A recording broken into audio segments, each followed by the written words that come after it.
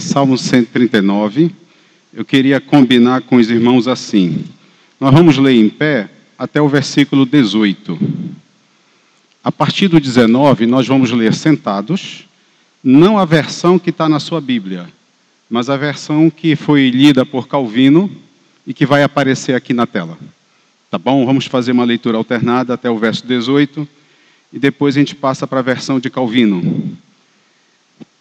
Alternadamente. Senhor, Tu me sondas e me conheces.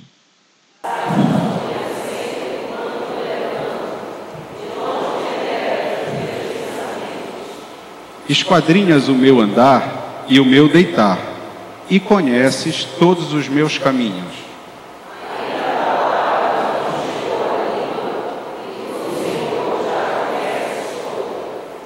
Tu me cercas por trás e por diante, e sobre mim pões a mão.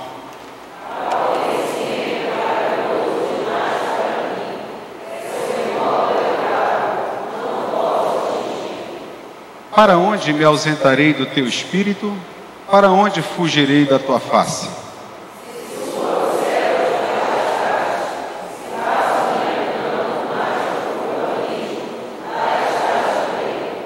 Se tomo as asas da alvorada e me detenho nos confins dos mares,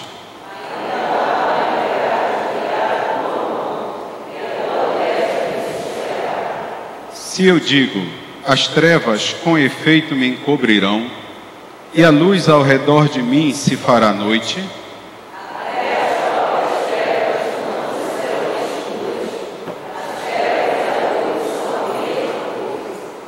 pois tu formaste o meu interior, tu me teceste no seio de minha mãe.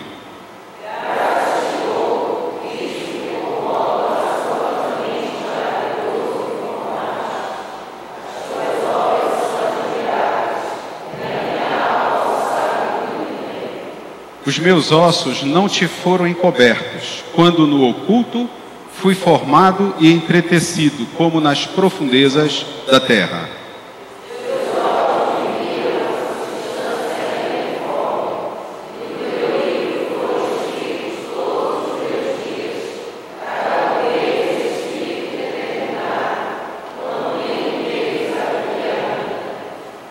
Que preciosos para mim, ó Deus, são os teus pensamentos, e como é grande a soma deles.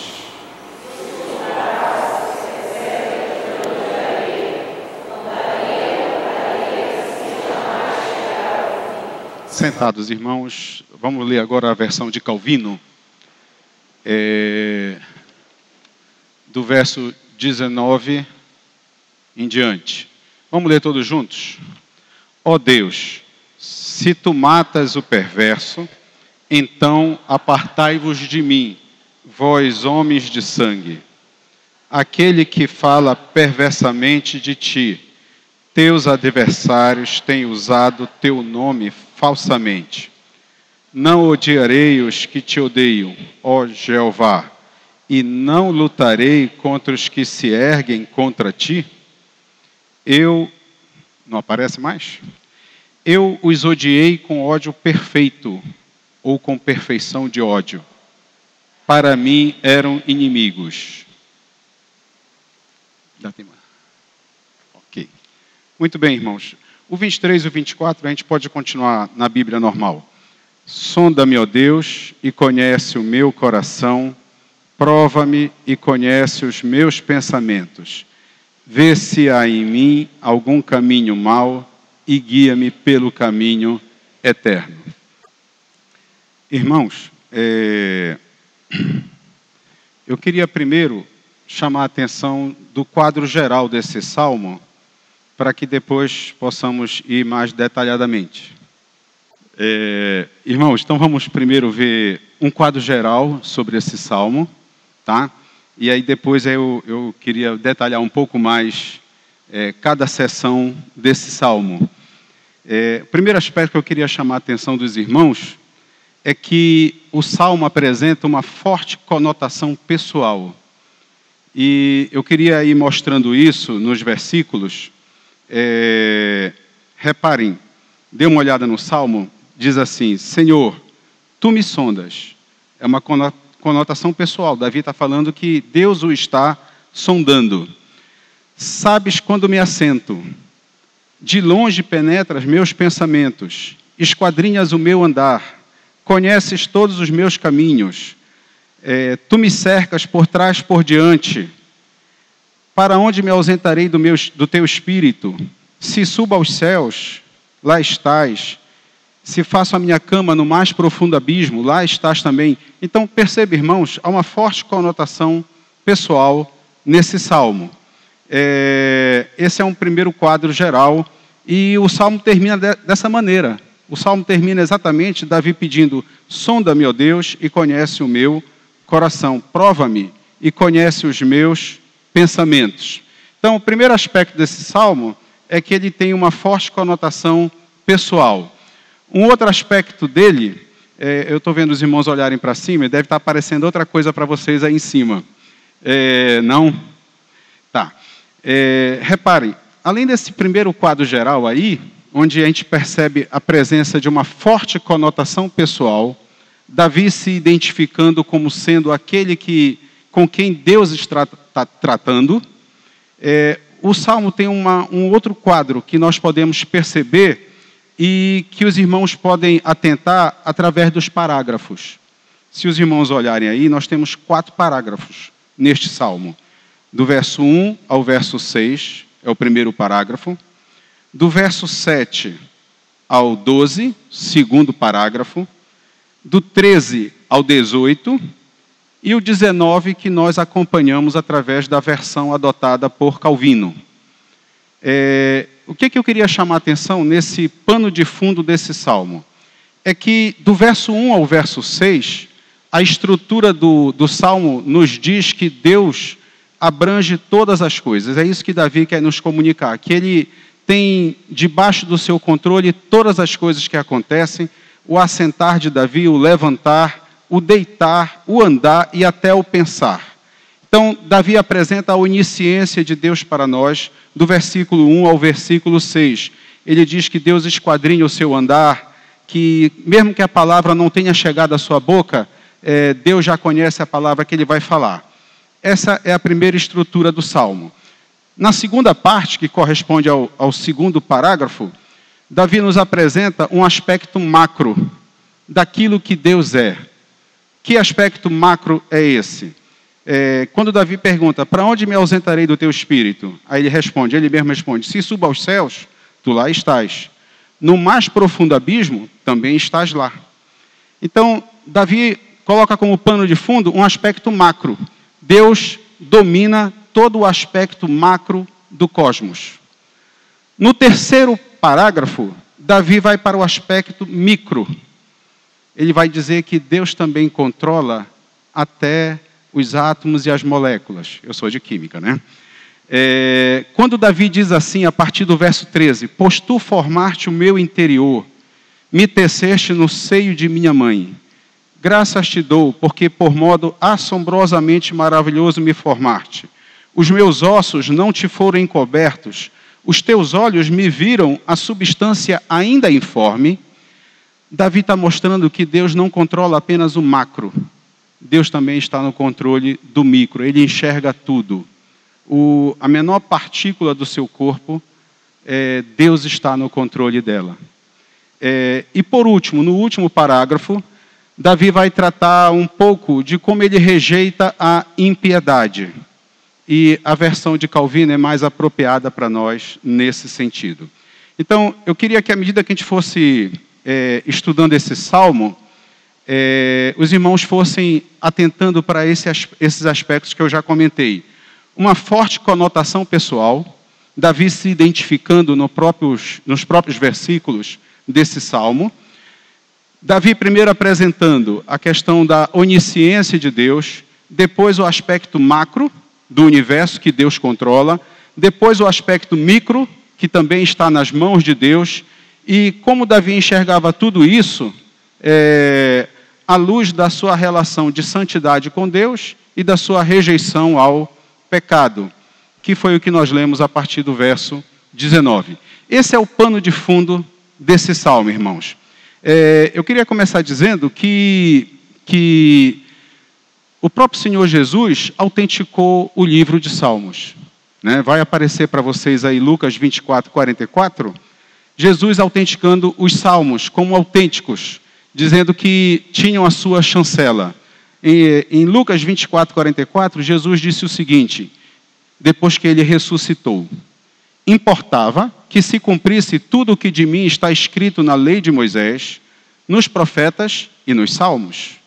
Então, embora na transfiguração só tenham aparecido Moisés e Elias, né? Ou seja, a lei e os profetas, Jesus aqui está autenticando o saltério, porque ele disse que havia coisas escritas acerca dele também no livro de Salmos. O próprio Senhor Jesus citou alguns versículos de Salmos. Vai aparecer para os irmãos aí, Mateus 27, 46. Quando Jesus cita o Salmo 22, onde ele diz: Deus meu, por que me desamparaste? Em Marcos 12, 36, o Senhor Jesus também disse o seguinte, utilizando um versículo de Salmos: disse o Senhor ao meu Senhor, assenta-te à minha direita, até que eu ponha os teus inimigos debaixo dos teus pés. Então, o livro de Salmos ele tem a chancela do Senhor Jesus, ele é autêntico e nós não podemos duvidar de nenhuma palavra desse livro. Muito bem, irmãos. Após apresentar, então, essas estruturas do Salmo, eu queria começar a chamar a atenção dos irmãos para o que Davi quer revelar para nós. O que é que ele quer dizer para nós a partir desse Salmo? Observe os irmãos que o Salmo começa da mesma maneira que ele termina. Davi começa dizendo: Senhor, tu me sondas e me conheces. E o Salmo termina com uma oração de Davi, pedindo que Deus faça exatamente isso, que Deus o sonde e que Deus o conheça. Na verdade, ele já começou declarando isso: Senhor, tu me sondas e me conheces. Mas ele faz questão que Deus continue fazendo isso para poder aperfeiçoá-lo, para poder santificá-lo e guiá-lo na vida de retidão. É dessa maneira que o Salmo começa e o Salmo termina. E Davi começa a mostrar a onisciência de Deus quando ele diz o seguinte para nós: olha, Deus está no controle de todos os nossos atos. Reparem os irmãos que ele usa 5 verbos aí: andar, deitar, assentar, levantar e pensar. São os 5 verbos empregados por Davi e que na verdade revelam o nosso agir cotidiano, o nosso agir diário. Nós levantamos, nós deitamos, nós andamos, nós caminhamos, nós pensamos. E ainda que os pensamentos sejam a área mais oculta das nossas vidas, porque o nosso assentar qualquer pessoa pode enxergar, o nosso levantar qualquer pessoa pode ver também, mas o nosso pensar não. Mas ainda que os pensamentos sejam a área mais oculta das nossas vidas, de cada um de nós aqui, ainda assim Deus conhece aquilo que nós pensamos. Na verdade, Deus é tão grande, tão onisciente, que, como o próprio Davi diz, ainda que a gente esteja ainda elaborando uma frase, Deus já sabe o que a nossa língua vai pronunciar. Então você ainda está pensando como vai responder alguma questão, algum item. Enquanto você está pensando, Deus já sabe exatamente aquilo que você vai pronunciar. Então Deus é onisciente. Esse verbo que aparece aí, irmãos, no versículo 3, esquadrinhas o meu andar, no original ele tem um outro sentido, ele tem o sentido de cirandar. Lembra da modinha? Ciranda, cirandinha, vamos todos cirandar, meia volta, volta e meia, vamos dar. Deus está fazendo isso conosco. Deus está cirandando a nossa vida em mais de 360 graus. Se você prestar bem atenção na modinha, dá mais do que 360 graus. Que ele dá meia volta e depois ele dá volta e meia. Então, Deus está controlando a nossa vida, cirandando a nossa vida para o nosso próprio bem, ainda que quando nós caiamos em pecado, seja para nos disciplinar para o nosso próprio bem também, mas Deus está cirandando a nossa vida, Deus está circundando a nossa vida para nos guiar, para nos conduzir a Ele mesmo. E Davi vai repetir isso no versículo 10. Os irmãos vão daqui a pouco observar. O verbo conhecer também, nesse início do Salmo, aparece 4 vezes. Ele vai aparecer uma quinta vez nos 2 últimos versos. Mas ele aparece 4 vezes aí, irmãos. Porque Deus conhece. Ainda que nós estejamos no oculto, Deus nos conhece, Deus nos vê. Não somente nós, mas os ímpios também. Então, esse Deus magnífico, tremendo, que nós não podemos dimensionar, Ele está no controle de todas as coisas. Essa é a razão, inclusive, irmão, porque, eventualmente, um licurgo pede para nós ficarmos orando em silêncio na igreja. De vez em quando, o presbítero Bernardo pede, vamos orar um pouco em silêncio e depois eu começo a orar. Nós podemos fazer isso na igreja porque Deus está ouvindo as nossas orações em silêncio. É por isso que o licurgo pode pedir para vocês ficarem orando em silêncio até que ele tome a iniciativa da oração. É porque ele sabe que Deus está no controle até dos nossos pensamentos. Tu me cercas por trás e por diante, e sobre mim pões a mão, diz o versículo 5. No original está dizendo o seguinte: tu estás me entrincheirando, tu estás me encurralando, eu não tenho para onde escapar de ti. Então, quando nossa versão diz, tu me cercas por trás e por diante, sobre mim pões a mão, Deus está entrincheirando a vida do seu filho, dos crentes. Deus está encurralando, para que ele tenha consciência, Davi tinha essa consciência, que nada escapava aos olhos de Deus. Esse é o sentido aí do verbo cercar no versículo 5. Quando chega no versículo 6, Davi diz assim, tal conhecimento é maravilhoso demais para mim, é sobremodo elevado, não o posso atingir. Irmãos, esse versículo nos diz que Davi está em boa companhia, porque Davi está nada menos na companhia do apóstolo Paulo. Enquanto Davi declara, tal conhecimento é maravilhoso demais para mim, é sobremodo elevado, não o posso atingir, o apóstolo Paulo, no capítulo 9, a partir do versículo 30, ele diz o seguinte, que diremos, pois? Errei a referência.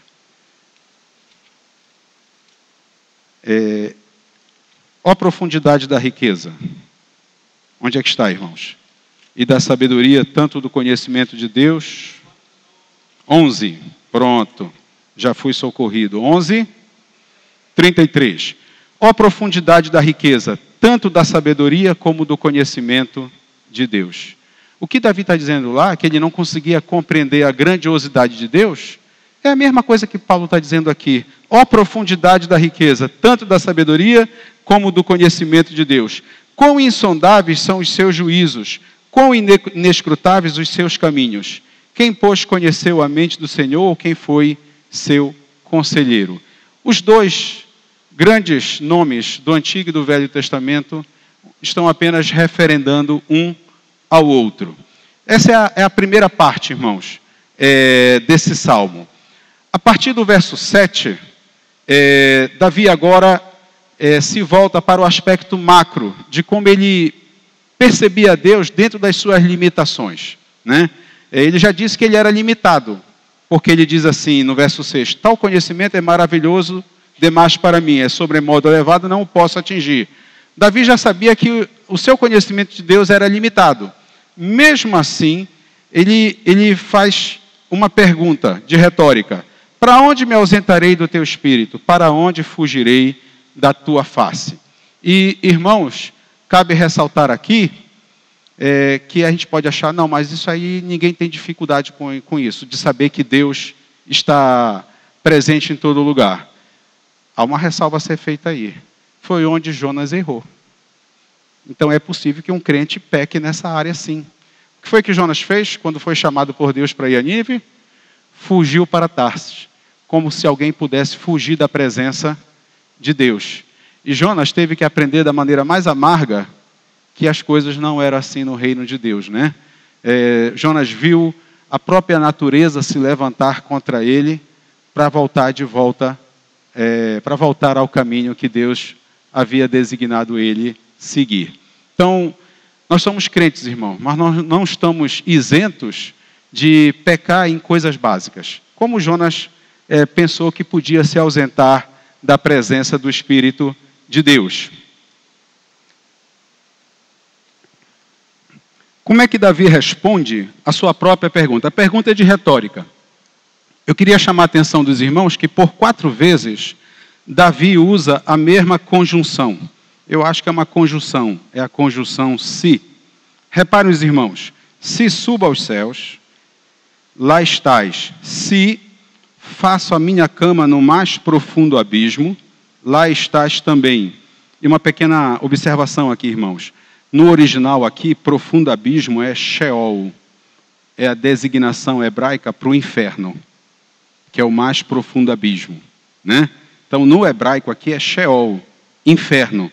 Então, Davi está só conjecturando. Se subo aos céus, tu lá estás. Se eu fizesse a minha cama no mais profundo abismo, lá no inferno, tu também estás lá. É verdade, Deus está presente no inferno. A diferença é que lá ele não manifesta a sua graça. Mas Deus está presente no inferno porque ele é onipresente. Então ele está presente lá, apenas não manifestando lá a sua graça. Então reparem as palavras de Davi nas 4 conjunções. Se suba aos céus, lá estás. Se desça ao mais profundo abismo, lá estás também. Se toma as asas da alvorada e me detenho nos confins dos mares. Irmãos, aqui, para os irmãos poderem entender melhor, é uma expressão idiomática, é uma expressão da época. Era uma expressão poética que dizia o seguinte: do leste para o oeste, do oriente para o ocidente. É isso que essa expressão significa. Então, o que Davi está transmitindo aqui é o seguinte: se eu for para o norte, para os céus, tu estás lá. Se eu for para o inferno, tu estás lá também. Se eu for para a esquerda, também estás lá. Se eu for para a direita, tu também estás lá. Ou seja, Davi está dizendo que a onipresença de Deus, ele já começou dizendo que Deus é onisciente, e agora ele parte para a onipresença de Deus. Onde quer que seja, o Senhor está lá. Deus está no controle de todas as coisas.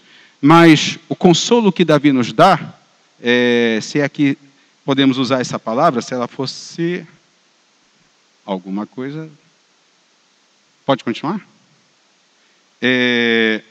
Então, o que Davi está dizendo? Olha, Deus, além de onisciente, ele é onipresente. Ele está em todos os lugares.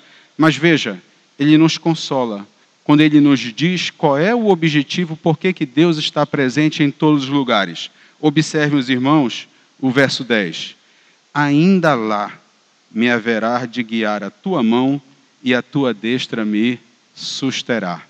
E no original aqui, susterá, a gente é muito tendente a pensar em comida, né? Mantimento físico para a gente continuar vivo aqui nesse mundo. Não.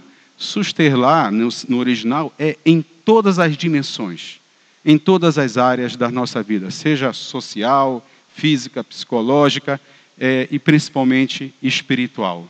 Deus está sempre a nos guiar, Deus está sempre a nos sustentar em qualquer dimensão das nossas vidas. E Davi termina a última conjunção dizendo assim: se eu digo, as trevas com efeito me encobrirão e a luz ao redor de mim se fará noite, aí ele declara: mesmo nas trevas, Deus me enxerga. Mesmo nas trevas, Deus me vê. As trevas não estão ocultas para Deus, porque Deus é luz e para ele não há treva nenhuma. Então, esse é o segundo parágrafo, irmãos, onde Davi nos declara a onipresença de Deus no aspecto macro. Mas agora, como eu disse aos irmãos antes, ele vai partir para o aspecto micro. Pois tu formaste o meu interior, tu me teceste no seio de minha mãe. E aí ele vai dizendo que Deus o via, o enxergava e planejava o seu futuro, ainda quando ele era uma substância ainda informe. Quando aquela massa ainda não está definida no ventre de uma mãe, ali Deus já está presente e Deus já está guiando as células, as mitocôndrias, os átomos, as moléculas, para dar forma ao nosso corpo, aos nossos membros. Deus já está presente desde a concepção. Então, Davi vai dizendo, olha, tu dominas tudo, tu não dominas só o aspecto macro, os céus, a terra, os mares, tu domina também o aspecto micro. Tu me viste a substância ainda informe. E aí Davi vem e nos consola novamente. Ele nos diz assim, no versículo 16: os teus olhos me viram a substância ainda informe, e no teu livro foram escritos todos os meus dias, cada um deles escrito e determinado, quando nenhum deles havia ainda. Davi está nos dizendo, irmãos, Deus está no controle das nossas vidas, desde o dia da nossa concepção, até aquele dia em que Ele vai nos tomar para si. Davi está dizendo, esse Deus tão grande, tão poderoso, magnífico, tremendo, Ele não está sem levar em consideração a sua vida. Ele está preocupado com você. Ele é grande, Ele é inigualável, Ele domina o macro, mas Ele está bem presente ao seu lado. Lembram as palavras de Jesus? Os irmãos podem rir. Que nem um fio de cabelo cai da nossa cabeça sem o consentimento dele. Né? Os irmãos estão autorizados a rir. Irmãos, nada acontece na nossa história sem que Deus esteja no controle. Deus é tremendo, Ele está lá nos céus, mas Ele está bem presente ao nosso lado, cuidando de cada um de nós. Os nossos dias estão escritos. Tem um livro em que Deus foi dizendo, a vida deste meu servo vai ser assim, assim e assim. E quando ele pensar naquela situação, eu vou desviar ele daquela situação, porque eu estou vendo que aquela situação não vai ser boa para ele. Deus está controlando, irmãos, cada momento de nossas vidas, cada ato nosso. Nada foge à sua presença e ao seu poder. Davi continua extasiado com essa visão que ele está tendo de Deus. E por isso ele declara no verso 17 e no verso 18. Que preciosos para mim, ó Deus, são os teus pensamentos. E como é grande a soma deles. Se os contasse, excede os grãos de areia. A partir daqui, irmão, nós temos uma parte no Salmo aparentemente estranha. Parece que Davi agora se volta contra os inimigos de Deus. E na nossa versão, dá uma forte impressão que Davi está com raiva mesmo no coração. E foi por isso que eu coloquei aí a versão de Calvino. Porque a nossa versão diz assim, tomar, ó Deus, desse cabo do perverso. Parece que Davi está pedindo para Deus dar cabo do perverso, acaba com a vida dele. Parece que é um ódio pecaminoso esse aí. Né? Mas na versão de Calvino, você entende melhor o que, na verdade, Davi quis expressar. Já deve estar aí na tela de novo a versão de Calvino, né? Deixa eu pegar a minha cópia aqui, só um instantinho. Está aqui. Ó Deus, se tu matas o perverso, não é Davi que está pedindo para Deus matar o perverso. Ele está dizendo o seguinte, eu vou aprender uma lição quando tu matares o perverso. É bem diferente. Não é Davi pedindo. É Davi observando o que Deus faz, como Deus age, e tentando derivar lições para si. Isso é o que está por trás do versículo. Não é tomar, ó Deus, desses cabo do perverso. É assim, ó Deus, se tu matas o perverso, então apartai-vos de mim, vós, homens de sangue. O que Davi está dizendo, irmãos? Ele observou que Deus matou algum perverso. Ele aprendeu uma lição. Eu quero ficar longe do iníquo. Eu quero ficar longe daquele homem que pode contaminar de maneira ruim a minha vida. Essa é a mensagem que Davi quer transmitir para nós.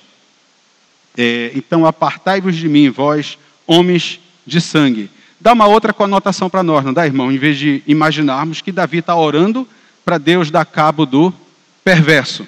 E eu queria gastar um pouco mais de tempo agora, no versículo 19, porque é impressionante o que Davi escreveu nesse versículo aqui, irmãos. Apartai-vos de mim, vós, homens de sangue. No original, irmãos, a expressão é um pouco mais longa. A expressão é assim, apartai-vos de mim, vós, homens de derramamento de sangue. É uma coisa mais específica. Os irmãos conhecem os 10 mandamentos, claro, e sabem que a melhor tradução daquele mandamento, não matarás, não é essa. A melhor tradução é não assassinarás. Porque o matar, eventualmente, é necessário. Se você for convocado pela sua nação para uma guerra justa, você vai ter que matar o inimigo. Então, o matar, nesse sentido, é necessário. E há guerras que são guerras justas. Ok, irmãos? O que está no original dos 10 mandamentos é não assassinarás. Ou seja, você matar uma pessoa deliberadamente, dolosamente, por alguma razão ímpia, fortuita, e que não cabe a razão. Mas na guerra é permitido matar. E, na verdade, Davi era um homem de guerra. E é por isso que eu queria gastar um pouquinho mais aqui de tempo. Pelo seguinte, irmãos, é impressionante como o Espírito de Deus guiou Davi a escrever essa parte aqui do versículo. Apartai-vos de mim, vós, homens de derramamento de sangue. Eu digo isso, irmãos, por uma razão simples. Por 3 vezes, Davi foi chamado na Bíblia como homem de sangue. E como é que o Espírito de Deus guiou Davi a escrever exatamente sobre isso? Sobre homens de derramamento de sangue. Eu queria lembrar para os irmãos as 3 oportunidades em que isso acontece. A primeira oportunidade, irmãos, ela se encontra em 2 Samuel. Deixa eu só me localizar aqui, onde é que eu anotei. 2 Samuel. Vou já achar, irmãos. Está aqui. 12. Em 2 Samuel 12, do versículo 7 ao 9, se os irmãos quiserem ler, eu não vou ler, eu vou apenas descrever a situação para os irmãos. O profeta Natã vai repreender Davi. O que foi que houve? Davi cometeu adultério com Batseba. E Batseba era casada com Urias, o heteu. E aqui criou-se um problema. Quando Urias voltasse da batalha, e ele estava na guerra, como é que a esposa dele apareceu grávida? E Davi precisava resolver essa situação. E ele mandou chamar Urias de volta da guerra e disse, olha, dê uma bebida aí para Urias, mande ele descansar em casa. Ele queria disfarçar a situação, ele queria que Urias pensasse que aquele filho que haveria de nascer era do próprio Urias. Por isso ele chamou Urias da guerra e disse, olha, vai lá, Urias, bebe um pouquinho, vai te alegrar, vai para casa, dorme lá e tal.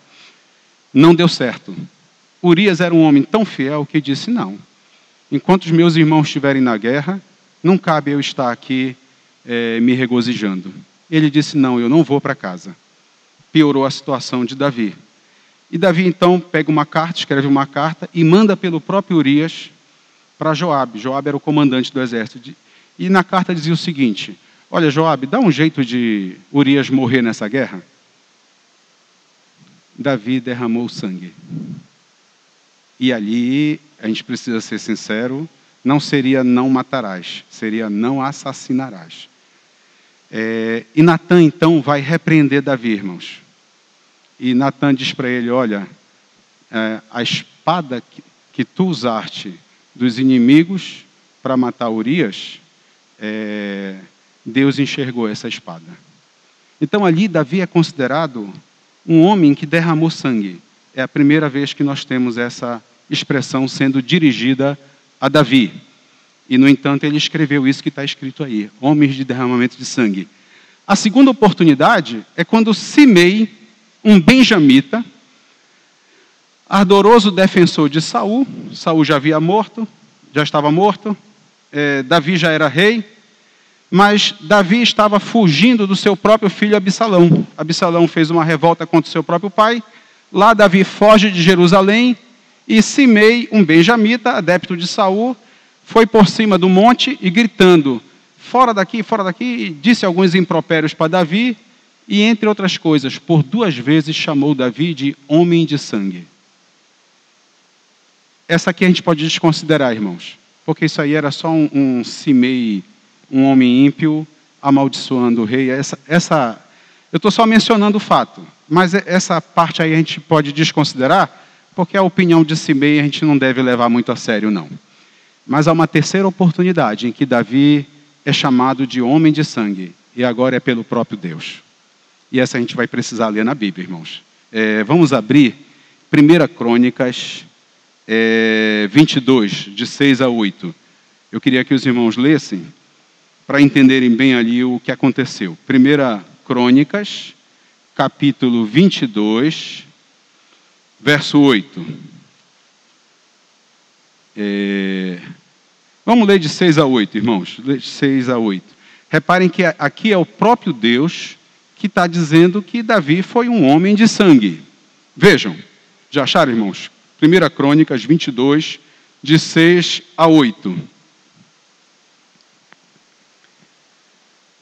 Diz assim: Então Davi chamou a Salomão, seu filho, e lhe ordenou que edificasse casa ao Senhor, Deus de Israel. Disse Davi a Salomão: Filho meu, tive intenção de edificar uma casa ao nome do Senhor, meu Deus. Porém, a mim me veio a palavra do Senhor, dizendo: Tu derramaste sangue em abundância e fizeste grandes guerras. Não edificarás casa ao meu nome, porquanto muito sangue tens derramado na terra na minha presença. Aqui é o próprio Deus, que considerou Davi um homem de derramamento de sangue. E por causa disso, Deus não permitiu que ele construísse o templo. Eu tenho duas coisas positivas para falar sobre Davi a respeito desse episódio aqui. A primeira coisa é que Deus só disse para ele não construir. Eu vou só abrir um parêntese aqui na pregação, tá, irmãos? Tá, Deus disse para não construir, não tem problema. Foi só para não construir, né? Tá, sabe o que Davi fez, irmãos? Ele fez todo o resto. Ele preparou o bronze, preparou a prata, a madeira, o ouro. Ele recebeu das mãos do profeta a planta do templo. Foi ele que recebeu, não foi Salomão. Interessante isso, né? Irmãos, tudo que o templo ia precisar, foi Davi quem preparou. Salomão só teve um trabalho, o de construir. É impressionante esse aspecto do caráter de Davi. Mas isso aqui era só um parênteses, irmãos. Eu queria agora o outro aspecto positivo do que está escrito aqui nesse Salmo 139, sobre homem de derramamento de sangue. Eu pesquisei, irmãos, e eu não consegui encontrar em que época Davi escreveu esse salmo. Eu não sei dizer para os irmãos se foi antes do caso de Urias ou depois do caso de Urias. Porque isso assume conotações diferentes, se foi antes ou depois. Eu posso afirmar só para os irmãos uma coisa. O Salmo 51 é um salmo penitencial. Justamente de Davi pedindo perdão pelo que ele fizera com Urias e Batseba. Os irmãos sabem dessa história desse salmo. Então, no Salmo 51, Davi está se penitenciando, ele está pedindo perdão. E no versículo 14, ele diz o seguinte: livra-me, ó Deus, dos crimes de sangue. Só que tem um problema. Quando ele escreveu esse Salmo 51, ele já tinha feito o que havia ocorrido com Urias. Ok, irmãos? Estou só fazendo a cronologia para os irmãos aqui. Então, reparem que Davi escreveu esse Salmo 51, já sabendo o que ele havia feito com Urias. E ele pede então a Deus: livra-me, ó Deus, dos crimes de sangue. Muito bem. Mas o Salmo 139, eu pesquisei, eu não consegui identificar. Fica como dever de casa para os irmãos. Se ele escreveu 139 antes ou depois do caso Urias. Mas o que eu queria dizer de positivo acerca de Davi ao escrever o versículo 19, homens de derramamento de sangue? O que eu queria dizer de positivo, irmãos, é que, independentemente se foi antes do caso Urias ou depois, Davi nos revela a sua perfeita compreensão do perdão de Deus, da magnitude, da altura do perdão de Deus. Irmão, vamos imaginar que foi antes, que o Espírito Santo inspirou Davi a escrever o Salmo 139 antes do caso de Urias o Heteu. Eu fico imaginando então o seguinte: se ele só matou Urias depois, ele ficou tremendamente consolado, porque ele ficou lembrando de como Deus já havia inspirado ele a escrever o Salmo 139. E ele pôde compreender melhor a extensão do perdão de Deus, porque Deus já o havia inspirado a escrever o Salmo 139. Mas vamos para uma outra situação. Vamos imaginar que Davi só escreveu o Salmo 139 depois do caso Urias. Aí nós temos a seguinte conotação: foi novamente extremamente consolado. Porque um homem que já tinha cometido o que ele fez, e Deus o autoriza, o Espírito Santo o autoriza a escrever essas palavras aqui, é porque ele podia perceber novamente a extensão do perdão de Deus. Irmãos, não importa se foi antes ou depois o caso de Urias. O que importa é o seguinte: se foi antes e só depois ele escreveu o Salmo 139, ele sabia que era o Espírito Santo que estava inspirando ele a escrever isso. Portanto, ele sabia, podia compreender naquela hora como Deus nos perdoa. Você pode cometer o maior dos pecados. Se você se arrepender, você vai obter o perdão de Deus. No outro contexto, ele escreveu antes. Muito bem, ele escreveu antes do caso Urias? Tá. Quando ele cometeu o caso Urias, que ele se lembrou desse salmo, ele sentiu também o perdão de Deus. Porque ele lembrou que Deus o havia inspirado a escrever exatamente isso que está escrito aqui. Então, não há como nós precisarmos. Eu não consegui, sinceramente, encontrar essa informação.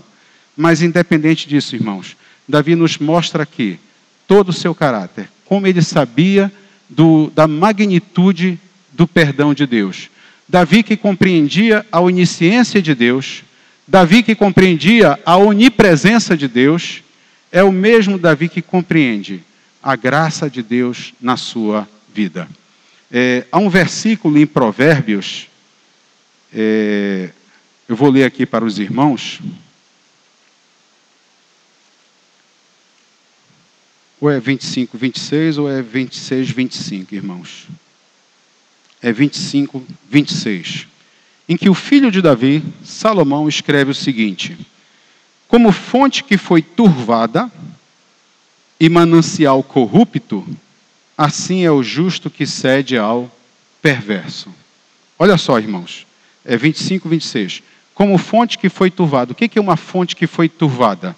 Vamos supor que você tem uma área de uma fonte de água bem cristalina, forma ali um pequeno córrego, e 3 crianças se atiram ao mesmo tempo na areia, embaixo da água. A areia vai levantar. Na hora que a areia levanta, a água vai ficar turvada, ela vai escurecer. Ok? É isso que é uma fonte que foi turvada. Assim é o crente quando ele cede ao perverso. Vou dar um outro exemplo de química agora. Tá? Pegue álcool e coloque num tubo de ensaio. É transparente. Depois jogue permanganato de potássio, que é extremamente roxo. Vai turvar.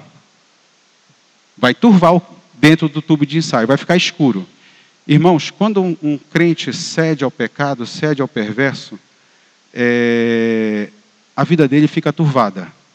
Mas o que eu queria dizer para você é o seguinte: assim como Jonas não tinha a devida compreensão de que ele não podia se ausentar da presença de Deus, às vezes um ou outro de nós cai num pecado e tem dificuldade de se sentir perdoado por Deus.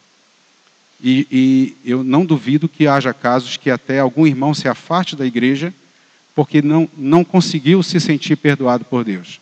O que eu quero lhe dizer é o seguinte: Deus perdoou Davi, apesar do que ele fez com Urias. Então, o perdão de Deus, irmão, nos alcança numa medida que nós não podemos imaginar, que nós não temos a dimensão exata, mas é um perdão pleno, completo. E que neste momento de dificuldade, que você estiver atravessando uma fase ruim ou tiver cometido um pecado grave, saiba que esse Deus onipresente, onisciente, te formou desde o ventre materno, cuidou de você desde lá até hoje e vai querer te guiar até o final da sua vida. Esse é o Deus a quem nós servimos. Eu queria gastar mais tempo nesse versículo 19, irmãos, mas vamos avançar agora. Reparem, deixa eu abrir de novo aqui no Salmo 139. Mas eu prefiro aqui a versão de Calvino. Calvino, a partir do versículo 20, ele comenta o seguinte, que aqueles homens que desprezam a Deus nas suas vidas, eles estão contrariando o mandamento de não tomarás o teu santo nome em vão. Ou seja, o ímpio que fala mal de Deus, ele não está tomando o nome de... Ele está tomando, aliás, o nome de Deus em vão. E como é que Davi se sente diante dessa circunstância? Irmãos, veja bem o seguinte. A primeira impressão que dá, quando você chega no versículo 19 até o versículo 22, é que essa seção aqui destoa do restante do Salmo. Dá essa impressão. Parece que essa parte aí destoa. Porque Davi está falando da onisciência, falando da onipresença, está falando que Deus está nos céus, mas também cuida de mim quando eu era ainda uma substância informe. E aí, de repente, ele se volta para os ímpios. Parece que não tem nada a ver, mas tem tudo a ver. O que Davi está querendo dizer é o seguinte, olha, esse Deus onisciente, esse Deus onipresente, que cuida de nós desde o primeiro dia da concepção, o que ele merece de nós é a nossa gratidão. Então, quando eu aborreço o ímpio, como diz aí o texto, quando eu aborreço o ímpio porque ele não está sendo grato a Deus. Ele não está se voltando para Deus em forma de gratidão. Ele está rejeitando a esse Deus que criou ele, que cuidou dele desde substância informe, que deu forma ao seu corpo, que deu vida a ele, que permite a ele respirar, que dá um emprego para ele, que dá sustento para ele. Esse ímpio não está se voltando para Deus. Então, Davi fica no seu espírito revoltado contra isso. Mas preste bem atenção, irmãos. Na nossa versão, aqui, aparecem duas perguntas, né? Diz assim no verso 21, não aborreço eu, Senhor, os que te aborrecem, não abomino os que contra ti se levantam. Reparem que na versão de Calvino só aparece uma única pergunta. Vejam o sentido aí. Não odiarei eu os que te odeiam, ó Jeová, e não lutarei contra os que se erguem contra ti? O que Davi está dizendo é que ele rejeita o orgulho do ímpio. Quem se levanta contra Deus é porque o orgulho habita no seu coração. Ele só pode se levantar contra Deus, uma pessoa contra quem ele não tem como lutar, se ele for orgulhoso, se ele for soberbo. E é isso que Davi está rejeitando. Mas preste atenção. No versículo 22, para que possamos compreender bem o texto, Davi diz assim, eu os odiei com ódio perfeito. Ou a gente pode interpretar assim, ou com perfeição de ódio. Para mim eram inimigos. Eu acho que aparece para vocês aí.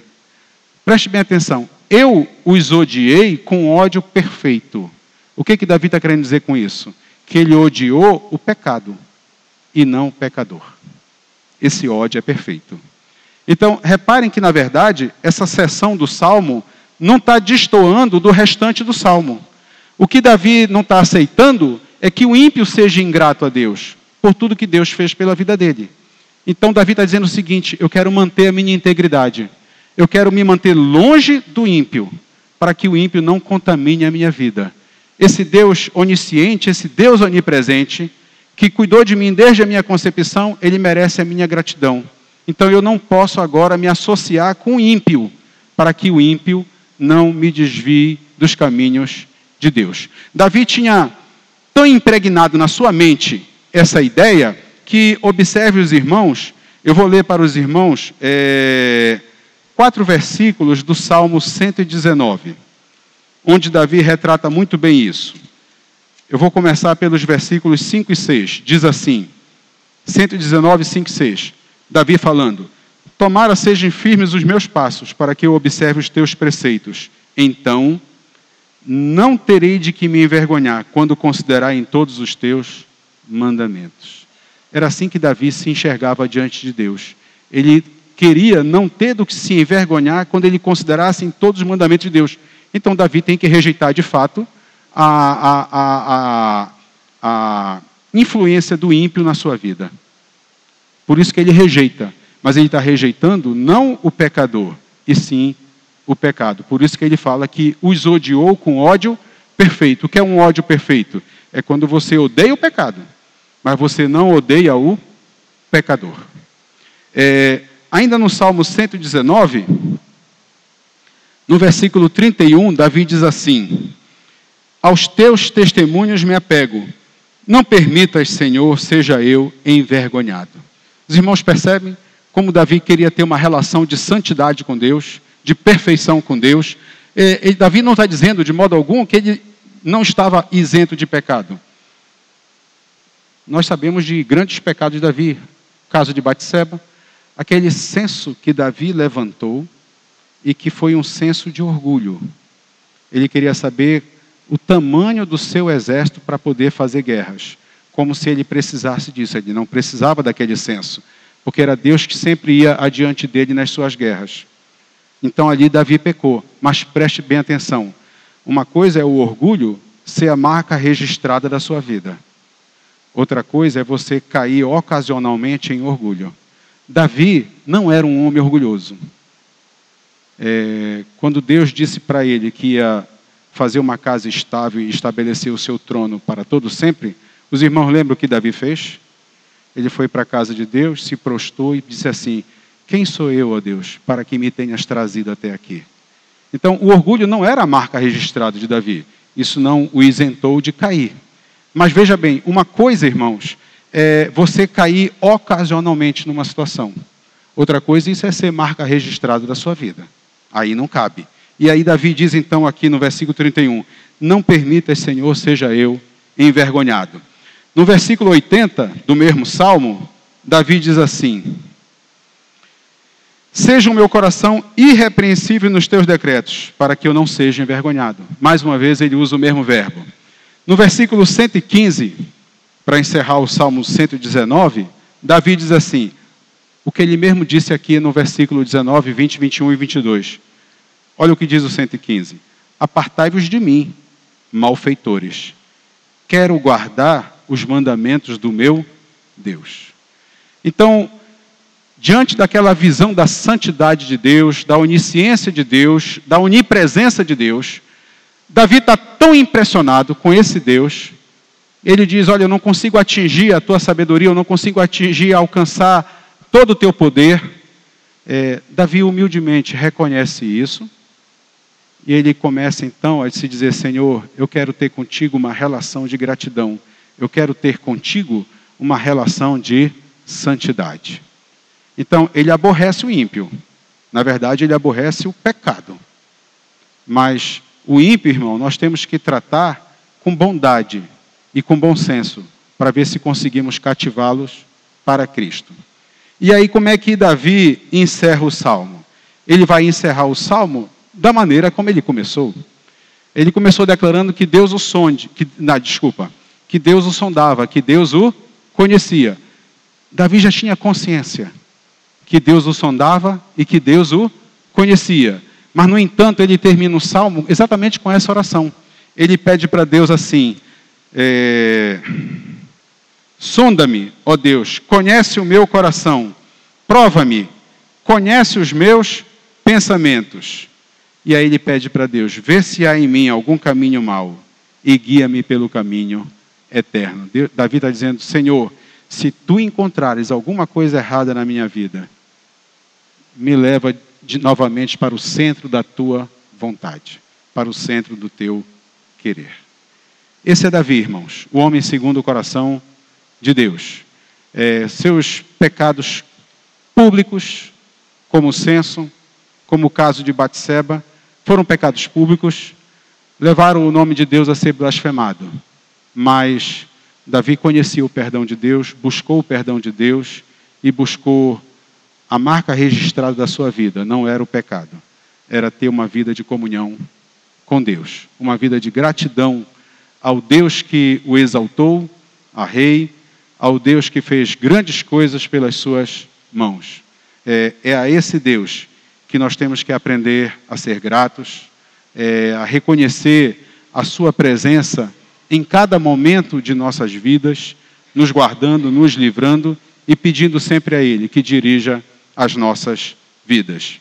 E se tem alguém aqui que nos visita, nós somos tão pecadores como você. Nós não somos em nada melhores do que você. Mas saiba de uma coisa, o nosso alvo aqui é buscar servir a Cristo. E o nosso convite a você é que se associe conosco para também buscar a esse Deus que perdoa, que salva, que cuida e que transforma as nossas vidas.